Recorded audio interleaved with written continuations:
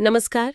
आज हम बिजली की दुनिया के एक ऐसे नियम पर थोड़ी गहराई से बात करने वाले हैं जो शायद सबसे बुनियादी है, लेकिन जिसकी पहुंच मतलब बहुत ज्यादा है। ओम का नियम और प्रतिरोध। हाँ, बिल्कुल। हमारे पास जानकारी का स्रोत है इलेक्ट्रोवायरल पॉडकास्ट का एक अंश, और हमारा मकसद है इस नियम को सिर्फ रटना नहीं, बल्कि इसके असली मायने और रोजमर्रा की टेक्नोलॉजी में इसकी क्या अहमियत है उसे समझना। सही बात है, क्योंकि ये सिर्फ किताबों की बात नहीं है। स्रोत में जिक्र था कि पिछले एपिसोड में प्रतिरोध यानी रेजिस्टेंस पर कुछ बात हुई थी। हाँ, हुई थी। लेकिन आज हम खास तौर पर ओम के नियम पर ध्यान देंगे। तो चलिए शुरू करते हैं इस V=IR की कहानी से। ये देखने में तो बड़ा सीधा साधा लगता है ना? से जाना माना समीकरण है, लेकिन इसकी खूबसूरती इसकी सादगी में ही है। आप देखें तो ये सिर्फ 3 अक्षरों का फॉर्मूला नहीं है, ये बिजली के बहाव के पीछे के एक मौलिक सिद्धांत को मतलब पकड़ता है। मौलिक सिद्धांत, इसका मतलब क्या हुआ? ये कैसे काम करता है? थोड़ा और खोलेंगे इससे। जरूर। सोचिए, वोल्टेज V ये एक तरह का धक्का या दबाव है ना, जो इलेक्ट्रॉन्स को तार में बहने पर मजबूर करता है। अच्छा। करंट I असल में उन इलेक्ट्रॉन्स का बहाव है, मतलब कितने चार्ज प्रति सेकंड बह रहे हैं। ठीक है। और प्रतिरोध R उस बहाव के रास्ते में आने वाली रुकावट है, एक तरह की बाधा। ओम का नियम बस ये बताता है कि ये तीनों चीजें एक दूसरे से बंधी हुई हैं, बहुत सरल तरीके से। यानी अगर एक चीज बदलती है तो दूसरी पर असर पड़ेगा ही पड़ेगा, ऐसा? हाँ, यही इसका सार है, यही समझना है।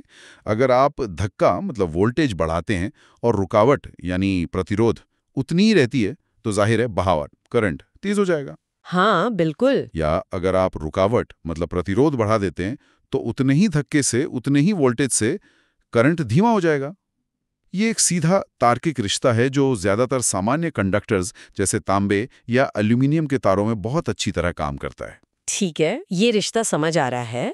स्रोत में कुछ उदाहरण भी दिए गए थे इसे और साफ करने के लिए, जैसे एक बल्ब का उदाहरण था। हाँ, वो अच्छा उदाहरण है। हाँ, मान लीजिए एक बल्ब है जिसका प्रतिरोध 10 ओम है और उसे 20 वोल्ट की सप्लाई मिल रही है। तो ओम के नियम से करंट I होगा V/R, यानी 20/10, 2 एम्पेयर। अब 2 एम्पेयर, इसका क्या मतलब है? ये सिर्फ एक नंबर है या इससे कुछ और भी पता चलता है, मतलब व्यवहारिक तौर पर? नहीं, ये सिर्फ एक नंबर नहीं है। यहीं से असली कहानी शुरू होती है असल में। वो 2 एम्पियर करंट हमें बताता है कि उस बल्ब से कितनी बिजली गुजर रही है। अब देखिए, बिजली जब किसी प्रतिरोध से गुजरती है तो वो कुछ काम करती है। काम करती है जैसे? बल्ब के मामले में वो फिलामेंट को गर्म करके रोशनी पैदा करती है ना? हाँ। लेकिन कितनी तेजी से ये ऊर्जा खर्च हो रही है, उसके लिए हमें पावर मतलब शक्ति देखनी होगी। पावर, वो P=VI वाला फॉर्मूला? हाँ, वही, बिल्कुल। Power P = voltage V into current I।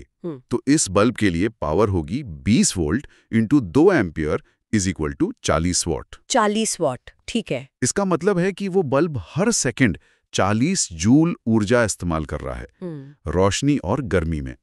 लेकिन देखिए, पावर का एक और रूप है जो प्रतिरोध से सीधा जुड़ा है।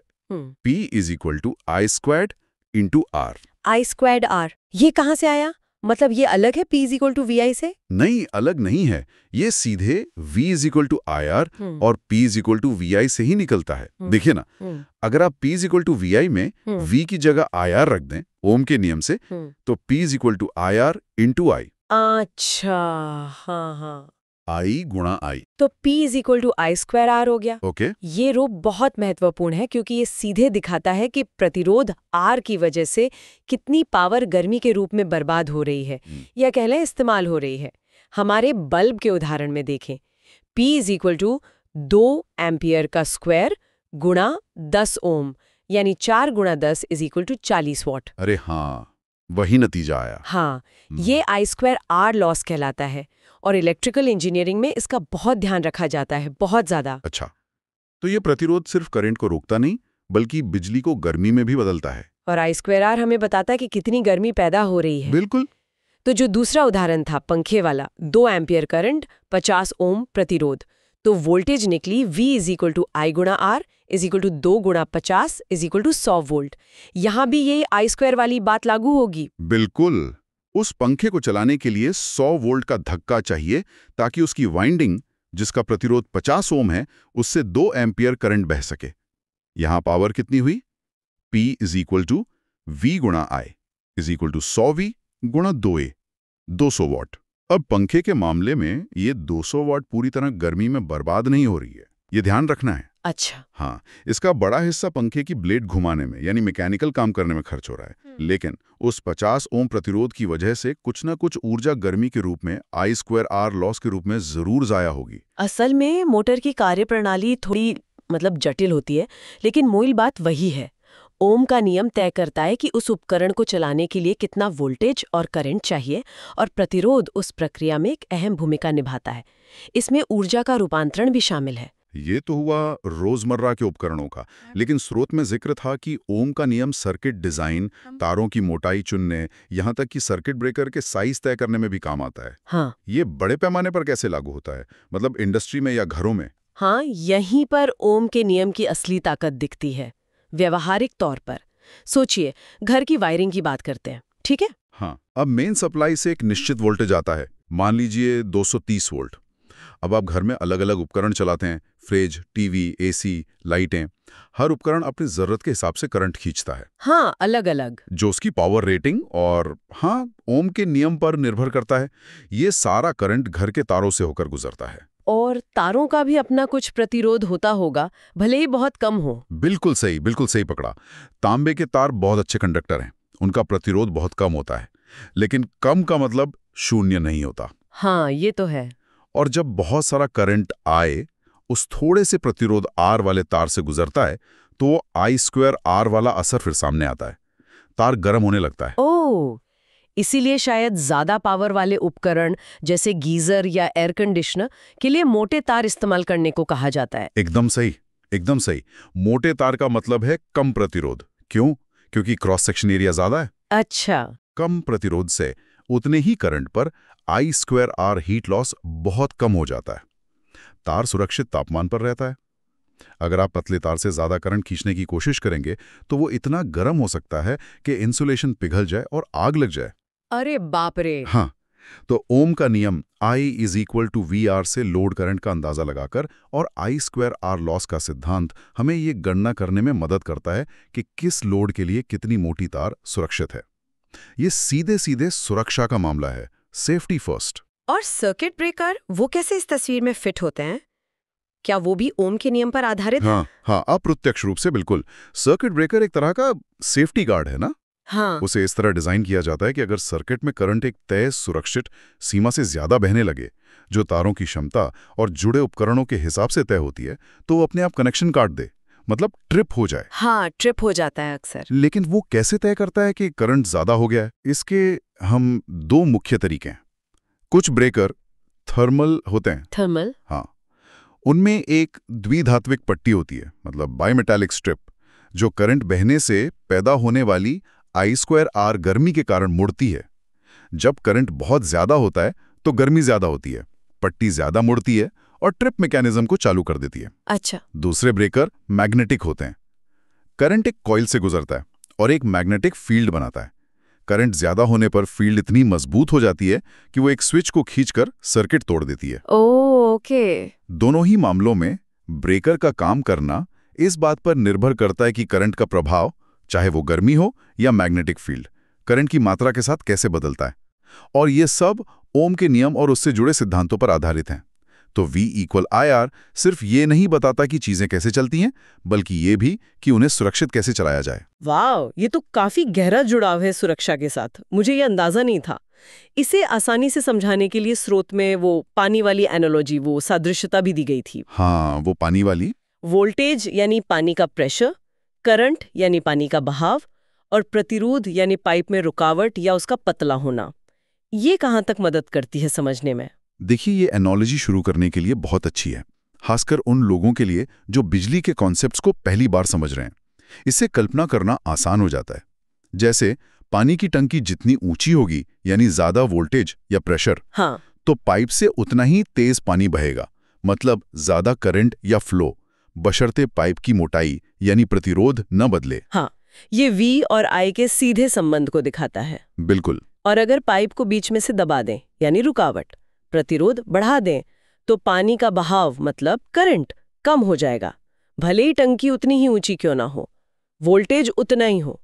ये I और R के उल्टे संबंध I = VR को समझाता है। बिल्कुल, ये सहज ज्ञान देता है, एकदम इंट्यूटिव है। लेकिन देखिए, हर एनालॉजी की तरह इसकी भी सीमाएं हैं। इसे अक्षरशः नहीं लेना चाहिए। अच्छा, क्या सीमाएं हैं? जैसे पानी बहने के लिए सर्किट को बंद लूप होने की जरूरत नहीं होती है ना? नल खोला और पानी बह गया। हाँ, सही बात है। लेकिन बिजली के करंट को लगातार बहने के लिए एक पूरा बंद सर्किट चाहिए। इलेक्ट्रॉन कहीं बाहर नहीं निकलते, वो बस सर्किट में घूमते रहते हैं। अच्छा, ये एक बड़ा अंतर है। हाँ, और एक और बात, आपने शुरू में कहा था कि ये ज्यादातर सामान्य कंडक्टर्स में काम करता है। हाँ, कहा था आपने। इसका मतलब है कि कहीं ये काम नहीं भी करता। मुझे लगा था ये तो मतलब यूनिवर्सल लॉ है, हर जगह लगता होगा। हाँ, मुझे भी यही लगा था। ये एक बहुत महत्वपूर्ण बिंदु है असल में। ओम का नियम उन पदार्थों या उपकरणों के लिए सटीक है जिन्हें ओमिक कहा जाता है। ओमिक होने का मतलब है कि उनका प्रतिरोध वोल्टेज या करंट बदलने पर भी स्थिर रहता है, मतलब एक तय सीमा के अंदर। जैसे तारे, सामान्य रेजिस्टर, ये ओमिक होते हैं। लेकिन इलेक्ट्रॉनिक्स की दुनिया में ऐसे बहुत से पुर्जे हैं जो नॉन ओमिक हैं। नॉन ओमिक जैसे कि कौन से होते हैं ये? सबसे आम उदाहरण है डायोड्स और ट्रांजिस्टर्स, सेमीकंडक्टर डिवाइसेस जिन्हें कहते हैं। अच्छा, डायोड और ट्रांजिस्टर। हाँ, डायोड एक ऐसा पुर्जा है जो करंट को एक दिशा में तो आसानी से बहने देता है, मतलब बहुत कम प्रतिरोध दिखाता है, लेकिन उल्टी दिशा में लगभग रोक देता है, बहुत ज्यादा प्रतिरोध। तो इसका प्रतिरोध वोल्टेज पर निर्भर करता है, स्थिर नहीं रहता। इसी तरह ट्रांजिस्टर तो और भी जटिल हैं। वो एक छोटे सिग्नल से बड़े करंट के बहाव को कंट्रोल कर सकते हैं, जैसे बिजली के नल की तरह समझ लीजिए। इनके लिए V = IR वाला सीधा रिश्ता लागू नहीं होता। उनके व्यवहार को समझने के लिए ज्यादा उन्नत मॉडल चाहिए होते हैं। अच्छा, तो ओम का नियम नींव तो है, लेकिन सारी इमारत नहीं। ये ज्यादातर तारों और रेजिस्टर्स जैसी चीजों के लिए है, जहां प्रतिरोध ज्यादा बदलता नहीं। हाँ, बिल्कुल। और एक और बात ध्यान रखने वाली है, तापमान का असर। तापमान? उसका क्या असर होता है? ज्यादातर चालकों मतलब कंडक्टर्स का प्रतिरोध तापमान बढ़ने पर बढ़ जाता है। अच्छा। सोचिए एक पुराने जमाने के फिलामेंट वाले बल्ब का। जब वो ठंडा होता है तो उसका प्रतिरोध कम होता है। जैसे ही उसमें करंट बहता है और वो गर्म होकर चमकने लगता है, उसका प्रतिरोध काफी बढ़ जाता है। हाँ, ये तो सोचा ही नहीं था। तो अगर बहुत सटीक गणना करनी हो तो तापमान के इस असर को भी ध्यान में रखना पड़ता है। V = IR एक आदर्श स्थिति बताता है, और इंजीनियरिंग में अक्सर इन वास्तविकताओं से निपटना पड़ता है। समझ गए। तो ओम का नियम एक शक्तिशाली और बुनियादी औजार है, लेकिन इसे इस्तेमाल करते समय इसकी सीमाओं और वास्तविक दुनिया की जटिलताओं को भी ध्यान में रखना जरूरी है। तो इलेक्ट्रोवायरल पॉडकास्ट के स्रोत से मिली जानकारी के आधार पर आज हमने ओम के नियम को सिर्फ एक सूत्र के तौर पर नहीं देखा, बल्कि वोल्टेज, करंट और प्रतिरोध के बीच के गहरे और गतिशील रिश्ते के रूप में समझा। बिल्कुल। ये रिश्ता न सिर्फ उपकरणों को चलाता है, बल्कि हमारी सुरक्षा और डिजाइन के फैसलों को भी बहुत गहराई से प्रभावित करता है। बिल्कुल, हमने देखा कि ये नियम कैसे व्यवहारिक चीजों से जुड़ा है। सही तार चुनना, सर्किट ब्रेकर का काम करना, यहाँ तक कि उपकरणों में गर्मी पैदा होना, वो I2R लॉस। ये दिखाता है कि एक सरल सा दिखने वाला नियम कितने व्यापक प्रभाव डाल सकता है। और ये भी समझा कि ये नियम कहाँ पूरी तरह लागू होता है, ओमिक पदार्थ, और कहाँ हमें ज्यादा जटिल मॉडल की जरूरत पड़ती है, नॉन ओमिक उपकरण। ये एक पूरा नजरिया देता है। हाँ, और ये सब हमें एक दिलचस्प विचार की ओर ले जाता है। अगर आप सोचें तो हमने ज्यादातर प्रतिरोध को एक रुकावट के रूप में देखा है, एक ऐसी चीज जिससे निपटना है या जो ऊर्जा बर्बाद करती है ना? हाँ, बिल्कुल, एक बाधा की तरह। लेकिन फिर हमने नॉन ओमिक उपकरणों की बात की जिनका प्रतिरोध बदलता है। हाँ, वोल्टेज के साथ। तो क्या ऐसा सोचना संभव है कि हम प्रतिरोध को सिर्फ एक निष्क्रिय गुण न मानकर उसे एक सक्रिय चीज बना सकें? क्या हम ऐसे पदार्थ या पुर्जे डिजाइन कर सकते हैं जिनका प्रतिरोध हम बाहरी सिग्नल जैसे रोशनी या दबाव या किसी और तरीके से बहुत सटीकता से नियंत्रित कर सकें? नियंत्रित प्रतिरोध। हाँ, अगर ऐसा हो पाए तो बिजली के साथ काम करने के बिल्कुल नए तरीके खोल सकते हैं। ये सिर्फ एक बाधा न रहकर शायद डिजाइन का एक सक्रिय, एक एक्टिव हिस्सा बन जाए। इस दिशा में सोचना काफी रोमांचक हो सकता है। अगर वीडियो अच्छा लगा हो तो लाइक, शेयर और इलेक्ट्रोवायरल चैनल को सब्सक्राइब करना मत भूलें।